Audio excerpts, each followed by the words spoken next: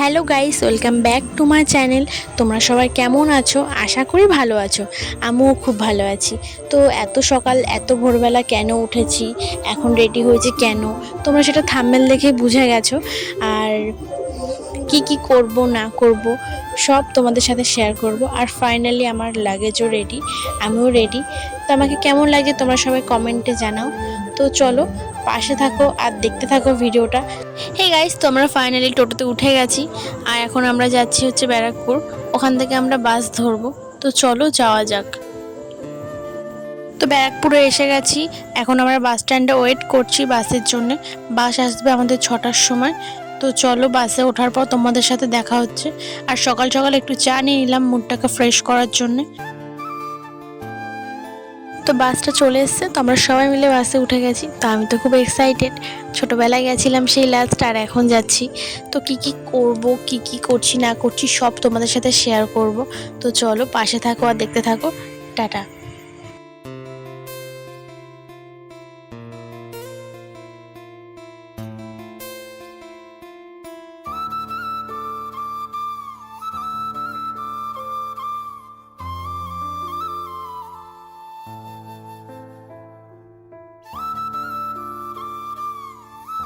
তো এখন আমরা ফাইনালি কোলাঘাটে নামলাম সবাই। খুব রোদ পড়েছে আর এখন আমাদের এখানে বাস 10 মিনিটের বেশি দাঁড়াবে না। তো কিছু নর্মাল কিছু খাওয়া দাওয়ার আমরা নিয়ে এখন বাসে উঠে যাব। তো চলো গাইস বাসে উঠে তারপর তোমাদের সাথে দেখা হচ্ছে। তো এখন বাসে উঠে গেছি আর খুবই ঘুম পাচ্ছে। সে সকাল সকাল উঠেছি, একটু ঘুমিয়ে নিই, তারপর দীঘার কাছাকাছি এসে তারপর তোমাদের সাথে দেখা হচ্ছে। তো গাইস দেখতে থাকো আর পাশে থাকো, ভিডিওটা কেউ স্কিপ করবে না। তো গাইস দেখতেই পাচ্ছ তোমরা, সেই যে দেখা যাচ্ছে দীঘার গেট। তো আমার খুব মজা হচ্ছে, আমি খুব এক্সাইটেড দীঘায় গিয়ে কী করবো না করব। তো চলো গাইস দীঘায় তো ফাইনালি চলে এসেছি। তোমরা কারা কারা এখন দীঘায় এসছো তারা আমাকে অবশ্যই কমেন্ট করে জানাও। এই ভিডিওটা যারা দেখছো তারা অবশ্যই আমাকে কমেন্টে জানাবে যে।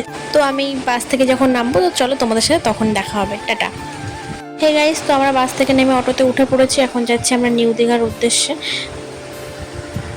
তো বাস থেকে প্রথমে ওল্ড দীঘায় নেমেছিলাম, এখন তো নিউ দীঘায় যাচ্ছি। তো তোমরা সবাই জানো এখন দীঘাতে আমাদের নতুন জগন্নাথ ধাম হয়েছে। তো চলো তোমাদেরকেও দেখাই। এই দেখো, এটা এখনো ওপেনিং হয়নি, পুরোপুরি তৈরি হয়নি, তৈরি হচ্ছে। তো চলো তোমরা দেখতে থাকো। তো হে গাইস ফাইনালি রুমে চলে এসেছি। খুবই কষ্ট হচ্ছে কারণ এত রোদের মধ্যে এই যে বেরিয়েছি সকাল থেকে, এখনো পর্যন্ত কিছু খাওয়া দাওয়া সেরকম হয়নি। খুবই ক্লান্ত হয়ে গেছি, একদম ফ্রেশ হয়ে তোমাদের সাথে দেখা করছি। তো চলো তোমরা গাইস দেখতে থাকো। খুবই কষ্ট হচ্ছে, মনে হচ্ছে যাই রুমে গিয়ে ঘুমিয়ে পড়ি। খুব কষ্ট হচ্ছে, এখন স্নান করতে যাওয়ার কোনো ইচ্ছা নেই। তোমরা মুখ চোখ দেখে বুঝতে পারছো কতটা কষ্ট হয়ে গেছে আর কতটা ক্লান্ত আমি। হ্যাঁ গাইস, তো রুমে গিয়ে আমরা ক্লান্ত হয়ে পড়েছিলাম, তাই জন্য আর ভিডিও করা হয়নি। তো এখন সন্ধ্যেবেলা বেরিয়েছি, তো এখন আমরা জাহাজ বাড়ির এখানে এসেছি। তো গাইস সাথে থাকো আর দেখতে থাকো কি করবো। এখন যাচ্ছি হচ্ছে বিচের দিকে, আর এখানে খুব সুন্দর হাওয়া দিচ্ছিল। সন্ধ্যাবেলাটাই বেশি ভালো লাগে কারণ সন্ধ্যাবেলাটা খুব সুন্দর হাওয়া দেয়, সকালবেলা যা রোদ থাকে। আর এটা হচ্ছে জাহাজ বাড়ির ক্যাফেটা।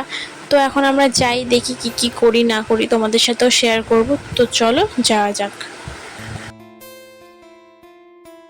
তো গাইস এখানে অনেক দোকানপাট বসেছিল আর এখানে একটা শাখার দোকান বসেছিল, যেখান থেকে কিনা আমি দুটো শাখা পলা নিয়েছি। তো গাইস দেখো কেমন লাগছে, যদি ভালো লাগে আমাকে এটা পরে তোমার প্লিজ কমেন্টে সবাই জানাও কেমন কি লাগছে।